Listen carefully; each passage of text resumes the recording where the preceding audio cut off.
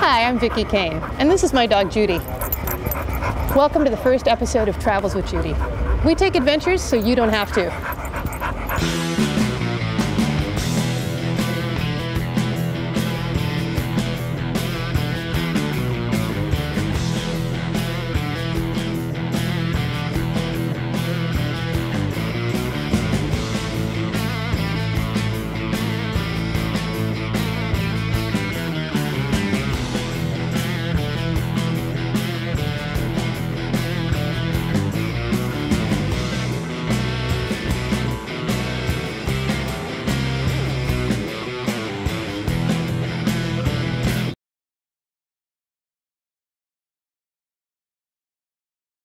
The first thing I had to do was find transportation. I mean, I just don't have a horse, so I ended up having to make do with what I have. So here you go.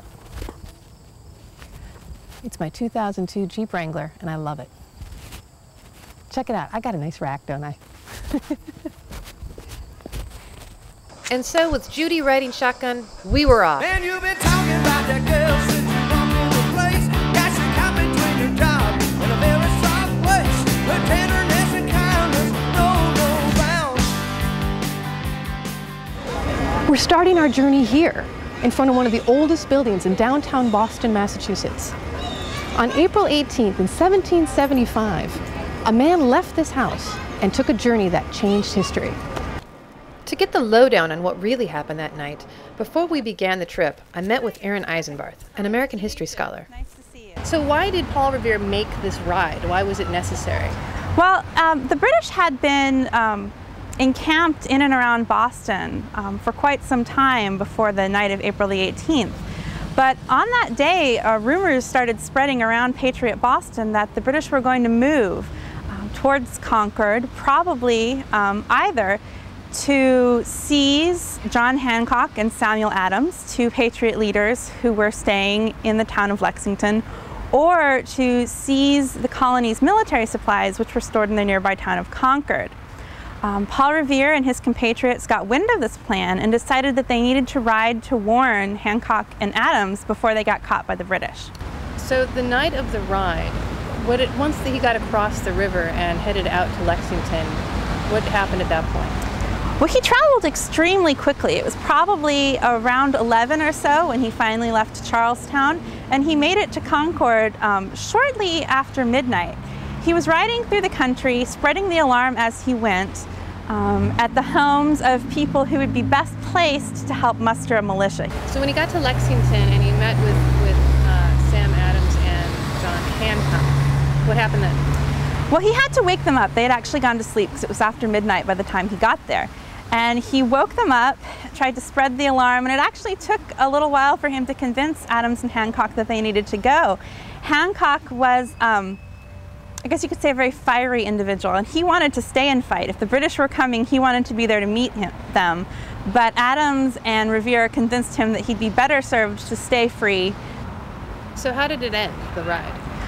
Well, not quite as heroically as we might like to believe. Revere was actually caught by the British, and this could have ended really badly for everyone.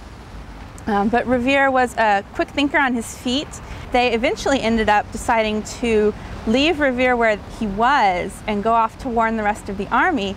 Revere took this opportunity to escape and head back to Lexington. Can you tell me a little bit about Henry Wadsworth Longfellow's famous poem about the ride? Well, it's all lies. It is. Well, that may be a little harsh.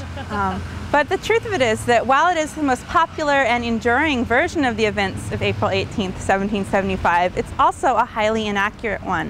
Why would it be inaccurate? Because he had a little bit of a political agenda. He was writing the poem in 1860 and got it published in 1861, right before the United States entered into the Civil War.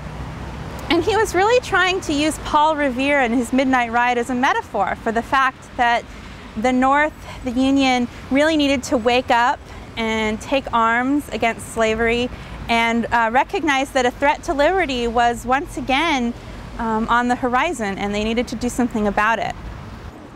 After leaving Erin, Judy and I went to the Lexington Green.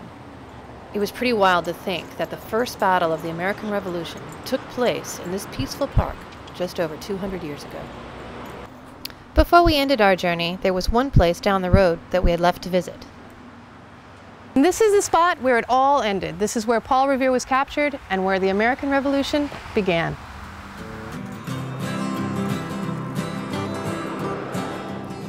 And so Judy and I headed for home, amazed at what we learned and looking forward to our next adventure. How many times have I told you